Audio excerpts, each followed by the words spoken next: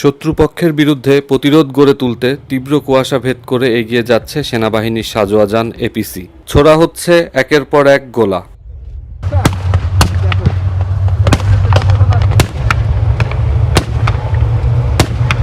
ভারী অস্ত্রে সজ্জিত হয়ে দৌড়ে আসছেন একদল সেনা সদস্য।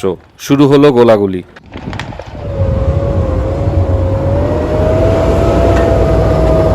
দুপক্ষের মধ্যে তীব্র গোলাগুলির এক পর্যায়ে বেশ কয়েকটি সাঁজোয়া যান নিয়ে রণক্ষেত্রে প্রবেশ করলেন সেনাপ্রধান। তার নেতৃত্বে এগিয়ে যাচ্ছে সেনাদল। শুরু হলো চূড়ান্ত আক্রমণ। বেশ কয়েক ঘন্টার যুদ্ধ শেষে শত্রুমুক্ত হলো টাঙ্গাইলের দেলদুয়ার। সেনা সমাবেশ থেকে পিস্তলে গুলি ফুটিয়ে শত্রুমুক্ত হওয়ার বার্তা দিলেন সেনাপ্রধান। সেনাবাহিনীর প্রধান হিসেবে এসব কিছুই সেনাবাহিনীর শীতকালীন মহড়ার অংশ। গত 5 জানুয়ারি চূড়ান্ত মহড়া অবলোকনের পর সেনা সমাবেশে সৈনিকদের উদ্দেশ্যে বক্তব্য রাখেন সেনাপ্রধান। এ সময় তিনি সৈনিকদের মনোবল চাঙ্গা রাখতে নানা নির্দেশনাও দেন।